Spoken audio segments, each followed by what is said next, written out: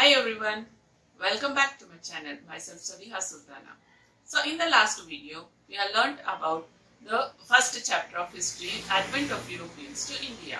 So in this chapter, we have learnt about the Carnatic Wars. So through Carnatic Wars, the Britishers were able to suppress all the European countries and they made not to stand in front of them in India. And through Battle of Plassey and Battle of Buxar, they took control over the Bengal provinces. And they still wanted to expand their territory in India. So this is the second chapter here where we are going to learn the expansion of British rule in India. So in this scenario, the Britishers, they wanted to expand their territory. The territory of Marathas and the territory of Punjab were not in their control. So they wanted to capture those territories. In this manner, the three wars were fought, that is Anglo-Marathas were fought to control that territory and two Anglo-Sikh wars were fought to control the Punjab territory. And along with that, the cunning policy of the Britishers, that is doctrine of subsidiary alliance and doctrine of lapse policy, made the other regions to come under their control. So all these things we are going to learn in this chapter. So let's get started with this. Chapter 2. The extension of British rule in India. The British also waged repeated war from the mid of 18th century to mid of 19th century to extend their empire in India. Here we shall understand the war of British with Marathas and the Sikh. So the very first we start with the first Anglo-Maratha war, which was fought in the year 1775 to 1782. The reasons and the results of this war.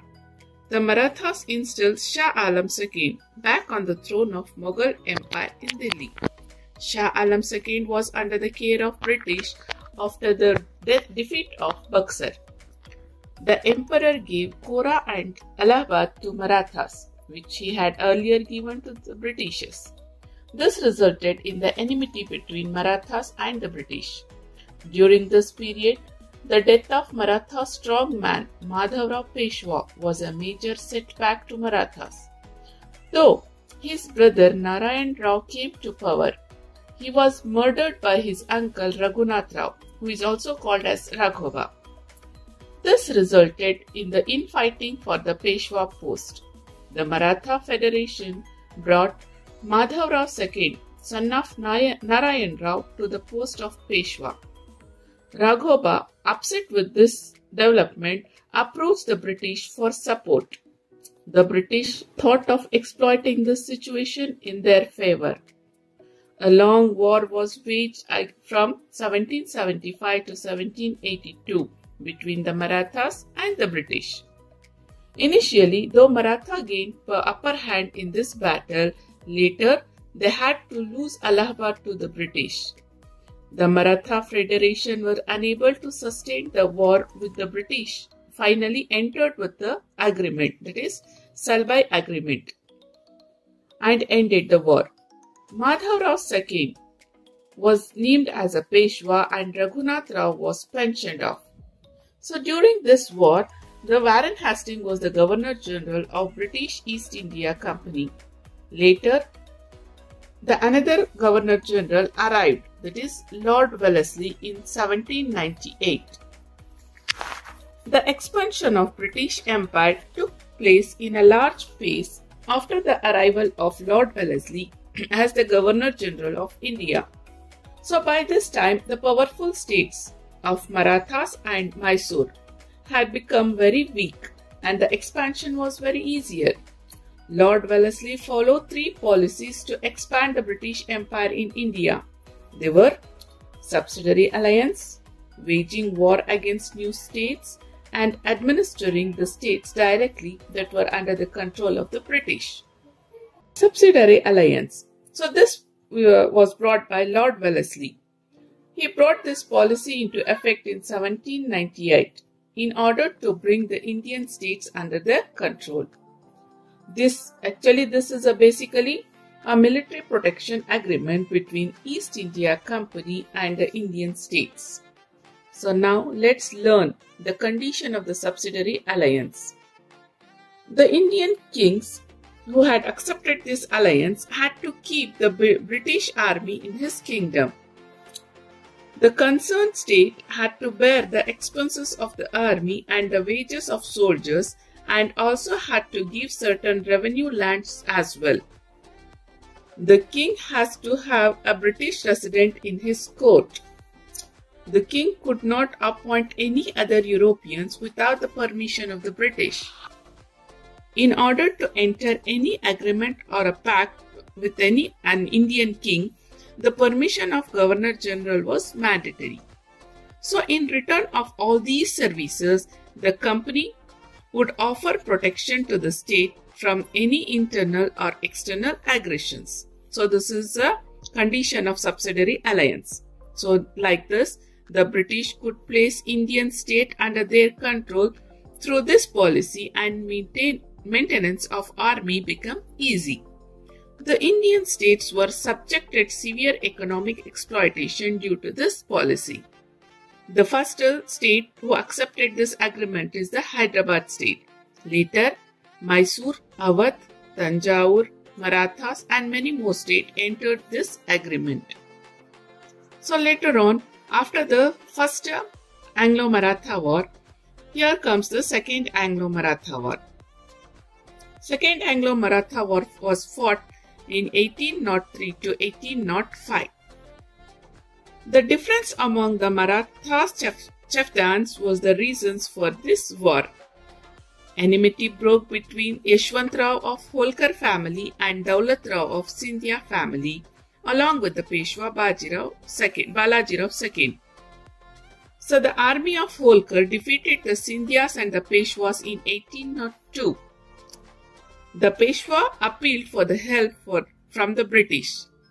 Lord Wellesley finally got an opportunity to meddle with the affairs of Marathas. The Peshwa entered subsidiary alliance by accepting the Treaty of Bassein. The other Maratha families like Holkar, Gwalior and Bhosle formed an alliance opposing this treaty. Lord Wellesley defeated the armies of various Maratha families from 1803 to 1805. But his battle thrustiness increased the financial burden of the company. The company had to face a lot of financial problem due to the continuous battle he fought with the Marathas. On being criticized from this policy, Lord Wellesley resigned from his post and returned to England. So this resulted in peace in the region.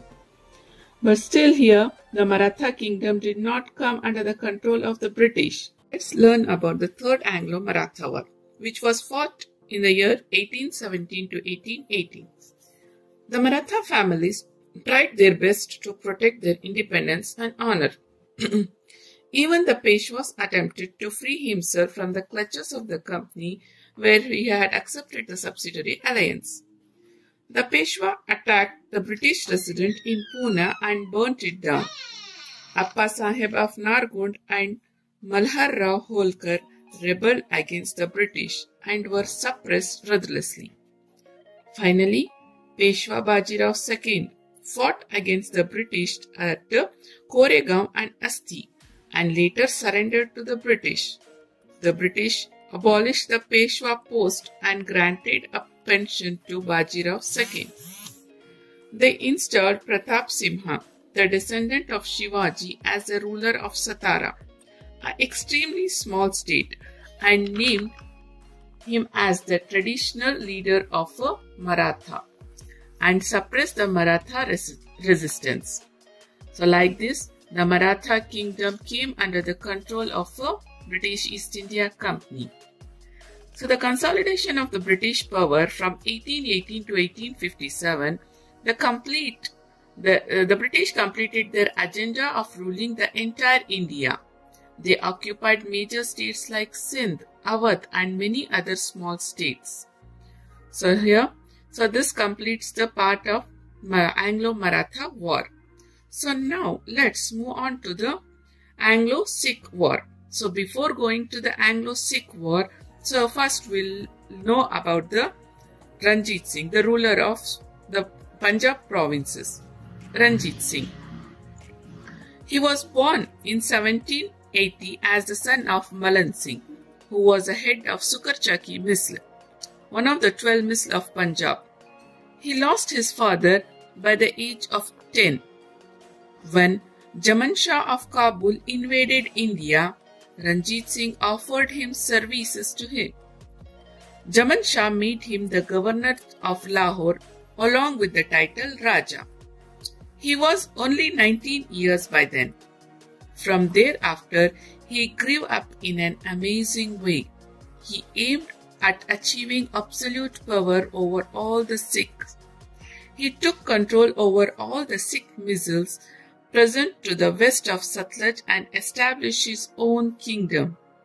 He entered continuous agreement with the Britishers in 1809 at Amritsar to keep the Britishers away from his state.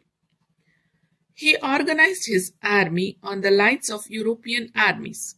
His army included Gurkhas, Biharis, Pathans and even Muslims apart from the Sikhs. He founded a workshop at Lahore to manufacture the cannons. The army of Ranjit Singh was the best among all the Indian rulers of the time. Even he was secular, intemperate and supported both Hindus and Muslim spiritual leaders. People of all religion held high offices in his regime. He was successful in protecting his state from the British by not having any enmity with them. Meanwhile, even the British wanted a strong buffer state to protect them from invasions from the northwest of India. In a nutshell, Ranjit Singh founded an independent state and ruled it as an independent king till his death in 1839. But after his death, the relation between the British were not so good, which led to the Anglo-Sikh War. Now let's know about First Anglo-Sikh War, which was fought in the year 1845 to 1846. Dalip Singh, son of Ranjit Singh, became the ruler of Punjab. Lal Singh, Prime Minister of Dalip Singh, provoked him to attack the British. The British attempted to invade Punjab, violating the continuous friendship pact they had with the erstwhile king. A war broke out between the British and Punjab. Sensing the danger from an outside force, Hindus, Sikh and Muslim got together to defeat the British. But they had to accept the defeat due to the few traitor leaders. They signed a humiliating treaty, Lahore Agreement, in 1846. With the British resident became the de facto ruler of Punjab. The Punjab became the dependent state of East India Company. The Sikh army had to accept subsidiary alliance, but the Khalsa army of the Sikh opposed the alliance and revolted against them. Now let's know about the Second Anglo-Sikh War, which was fought in the year 1848 to 1849. The Sikhs opposed the direct rule of British in Punjab. The oppositions were led by Chattar Singh Attariwala in Lahore and Mool Raj in Multan. So again here, the people of Punjab were defeated. Finally, Lord Dalhousie merged the state of Punjab with the British Empire. So with this, the region of Punjab also came under the control of British. Next, we learn about the doctrine of lapse policy. Dalhousie and with his policy. Dalhousie, who arrived as the Governor General of India in 1848, made an attempt to integrate Indian princely state with the British Empire. He adopted doctrine of lapse policy, whereby the adopted children of Indian kings were refused of their rights to throne. According to this policy, if any Indian ruler dies without children, their adopted children had no legal rights over the throne, and such states gets merged with the British Empire. So in this manner, the princely states like Satara, Nagpur, Sambalpur, Udaipur, Jhansi and Jaipur came under this policy. As a Governor General, he knew the condition of these states, so he used this policy as a political weapon. With the severe implementation of this policy, not only the princely families, even ordinary people who sympathetic to these kings rebelled against the company. Their love for their kings and the sense of loyalty fueled the rebellion further. This finally resulted in Sepoy Mutiny of 1857. So here, the British were able to occupy most of the part of our country, but still some places were left unoccupied, majorly like the Mysore province, that we will learn in the next video. Hope you all understood this chapter. To know more about the British rule in India, stay tuned and keep learning. Thanks for watching. Stay home, stay safe.